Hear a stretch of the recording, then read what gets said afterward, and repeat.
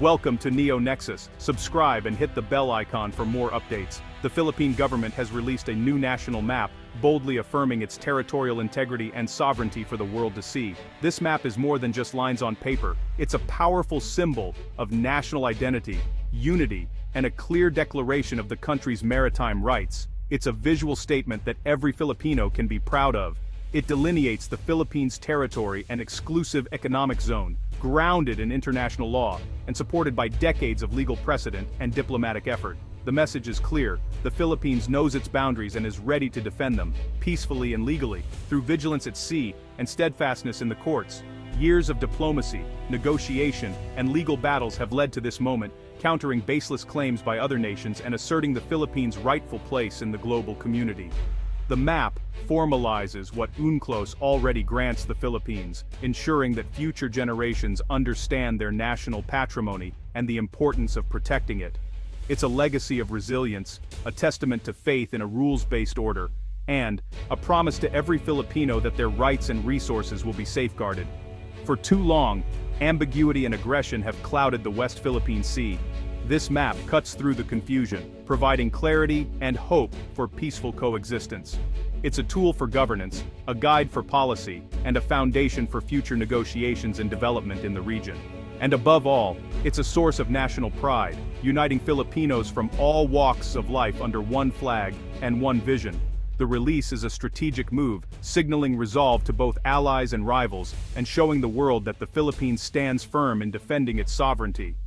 The Philippines draws its line, not in sand, but on the seas, with justice and law as its shield. This is a new dawn for Philippine sovereignty, and the world is watching as the nation steps boldly into its future. To grasp the map's significance, we must understand the South China Sea's complexity. This vital waterway is a global trade artery and resource hub, sparking overlapping claims and frequent disputes. At the heart is China's sweeping nine-dash line, claiming nearly the entire sea based on historical rights. But this claim lacks legal basis and overlaps with the EEZs of the Philippines, Vietnam, Malaysia, and Brunei. UNCLOS, the Constitution for the Oceans, grants coastal states a 200 nautical mile EEZ, contradicting China's narrative. China's actions have led to harassment of Filipino fishermen and disrupted resource exploration. The new Philippine map is a direct, legal rejection of the nine-dash line and a stand for international law. The new map of the Philippines is firmly anchored in the 1982 United Nations Convention on the Law of the Sea, or UNCLOS, a landmark international agreement that sets the rules for how nations use the world's oceans. This treaty is the backbone of modern maritime law, shaping how countries define and protect their maritime zones. Both the Philippines and China are signatories to UNCLOS, meaning they have agreed to its terms. Under this framework, it is not historical claims or past maps, but UNCLOS itself that defines maritime rights and boundaries. This is crucial in today's disputes. UNCLOS grants every coastal state a 12 nautical mile territorial sea, where the state exercises full sovereignty, and a 200 nautical mile exclusive economic zone, or EEZ, for managing natural resources like fish, oil, and gas. These zones are recognized worldwide. The new Philippine map translates these legal entitlements into clear, visual geography, making the nation's rights visible and undeniable. It affirms the Philippines' entitlement to these maritime zones under international law. The map also reflects important claims like the Philippine Rise, a vast undersea plateau rich in resources. By applying UNCLOS, the Philippines asserts its rights over these areas, ensuring that its maritime domain is protected for future generations. By strictly adhering to UNCLOS, the Philippines demonstrates its commitment to international law and stands as a responsible global actor, seeking peaceful solutions through legal means rather than confrontation. This legal foundation shifts the entire dispute from a contest of military might to a matter of legal principle and international justice, giving the Philippines a powerful position in global forums. The map is more than just lines on paper. It is a declaration to the world that Philippine rights are based on law, not force or intimidation. It is a symbol of national resolve. This legal high ground, rooted in UNCLOS, is the nation's strongest asset in its ongoing fight for sovereignty and the protection of its maritime future. The new map is the latest step in a long journey of defiance and legal struggle. The 2012 Scarborough Shoal standoff exposed the Philippines' vulnerability and spurred action. In 2013, the Philippines took China to arbitration under UNCLOS, challenging the 9-line. Despite China's refusal to participate, the case proceeded. In July 2016, the tribunal ruled overwhelmingly for the Philippines, declaring China's claims baseless and affirming Philippine rights. This legal victory provided a foundation for future policy and international support. Yet challenges persisted at sea with varying government responses. Public pressure kept the issue alive, leading to the creation of the new map. The map transforms the 2016 legal win into an official, tangible document. It institutionalizes the arbitral award as the basis of national territory.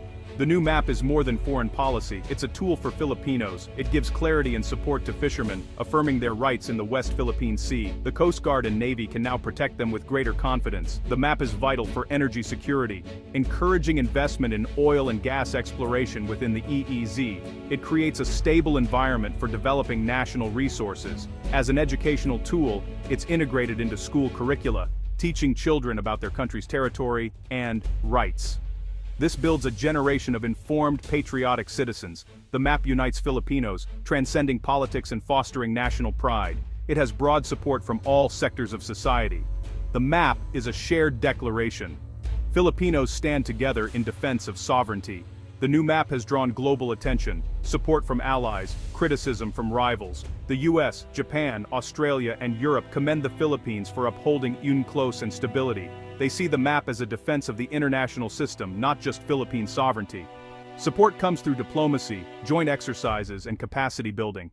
China, unsurprisingly, rejects the map, reiterating its historical claims and dismissing the arbitral ruling. Chinese media accuses the Philippines of provocation, deepening the divide. Other Southeast Asian claimants watch closely, seeing a template for asserting their own rights. The Philippine move could inspire a more unified ASEAN stance. The map's impact may ripple across the region, challenging illegal claims. It's a pivotal moment in the ongoing struggle for a rules-based order. The new map is more than just a geographic update. It's a powerful statement about the kind of world we aspire to build. It's a visual declaration of national resolve, a symbol that reflects the Philippines' vision for a future where boundaries are respected and sovereignty is honored. This map is not merely lines on paper.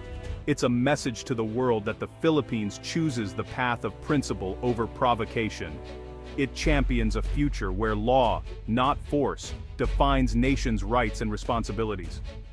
In a world often shaken by power struggles, this map stands as a reminder that international law can and should be the foundation for peace and cooperation among nations. The Philippines' peaceful legal approach is an inspiring example for all, showing that dialogue and justice can prevail over aggression. It demonstrates that even in the face of overwhelming odds, a nation can choose diplomacy and still make its voice heard. It shows that smaller nations, too, can assert their rights through law, not just power. The Philippines' actions encourage other countries to stand up for themselves, using the tools of international law to protect their interests and dignity. The 2016 Arbitral Award and the new map are testaments to this ideal.